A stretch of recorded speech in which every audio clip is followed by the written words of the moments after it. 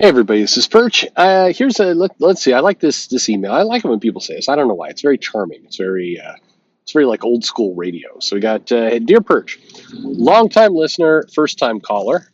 Nice. Okay. I have two questions for you. I got two answers then. Probably more than that. Number one, if the DC universe has such things as the anti-life equation and the negative speed force, does the DC universe Perch seek the most delicious sandwich known as negative R? Okay, that's not a real question. Negative Arby's. Come on now. This is a serious channel. What are we, what, what are we doing? I haven't talked about Arby's much in a long time. I mean, there's only so many ways you could express yourself that the food is terrible, and you will die if you eat it. I think I don't know. I feel like I've said everything I can say on the topic. It's death food. It's what it is. It's death food. I don't know. I've eaten a lot of bad food lately. I think that I have this theory, and maybe this isn't this weird of a theory, but I think that with COVID and a lot of restaurants closed and kind of the entire people desperate to get labor in and everything else, the entire kind of food industry service has absolutely gone to shit. Like the general kind of quality of a lot of this stuff is way down. I don't think my standards have gone up, but I think that this just general food, it's very, and I don't know if this is still anything anybody cares about, but once upon a time, like particularly chains, they would take great pains to make sure that the type of food you got, one of the restaurants is save at all the restaurants, there's consistency, and not anymore. It's all over the place. I've gotten some of the saddest looking fast food. I mean, I don't know. Chick-fil-A still holds up in general. I mean, it's again, that's not amazing food, but it is solid food, and it is always going to be. It's always going to be what it will be. I understand you can't get it on. Funny enough, there's a Chick-fil-A delivery car just drove past me. It's like they heard. But anyway, yeah, there you go. Fast food. What are you going to do? There's a place in Texas called Torchy's Tacos that my kids absolutely love, and I swear that place you can go to four different Torchy's locations and get four radically different qualities of food. It's all over the place. But anyway, when it's good, it's good. All right, number two. Yeah, I think hopefully we got a legitimate question here, not some dumb Arby shit. Okay. Number two, since I keep hearing about how manga is beating Western comics, I was wondering if a way for comics to regain their footing would be to go with black and white comics. Not as an art style choice, but as a way to produce comics faster. Stuff like Shonen Manga can produce the equivalent of a trade comic in about a month or two. I was wondering if that could be used to create longer storylines before readers lose interest. Also, given the desire to introduce sex relationships in comics, the longer the runtime could be used to create a more slow burn style story to make relationship stories work better. I wonder what you think.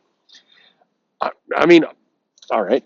I'll be honest, I never thought about the longer format of manga as being a positive factor to slow burn romance sex stories. I never thought about it that way, but yeah, you may be right. Look, I think the first of all, coloring of comic books is not taking up a lot of time, which is probably, at least evident somewhat by the work. But yeah, I'm just yawning here. But it is. I think it's. I think it would be interesting for comics to pursue black and white as more of a style choice, and I think that you would get some speed out of it. You'd also get like a different type of storytelling. Now, in the U.S., there'll be people who would reject it. There's plenty of comic readers that will hard reject anything that is not color, and they don't view it as complete. It's just not a comic they will read. The reason why manga goes faster, and I think that, I mean, it deserves to be said, but I'll bet a big bunch of manga fans are going to hate this or not agree with this answer. It's because a lot of, there's two major reasons. One is that there is often a team that is producing the manga. It's not a person. You got somebody who specializes in backgrounds, just does backgrounds all day, and they're an expert in backgrounds. You got somebody else doing the foreground. So you have a whole kind of mangaka team that is coming together to make these books. As a result, they learn a lot of hacks and tricks and ways to just produce work faster. And it's so you kind of specialize in your craft. So that's one reason why it goes faster. The other reason is that oftentimes the manga art is a lot more simplistic. There's a lot less going on. Now, it doesn't look that way because of some of these cheats, because they'll use speed lines or they use repeating backgrounds or they'll do other things. And this is not a blanket statement. There's certainly plenty of manga artists that do super rich, detailed panels.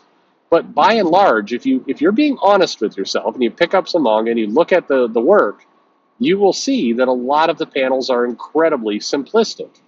They do a lot more close-ups. They do a lot more kind of dynamic storytelling, and even the black and white format hides a little bit of the lack of complexity that sometimes occurs on the page.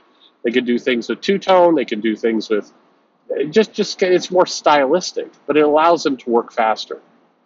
Manga, by and large, is less complex than Western comics in terms of art, again, with some exceptions. Now notice, and some of you, may already be jumping to the keyboards to be all pissed, I said less complex. I didn't say worse. Because the reality is, for a lot of storytelling, complexity does not make it better. In fact, in a lot of cases, complexity makes it much worse.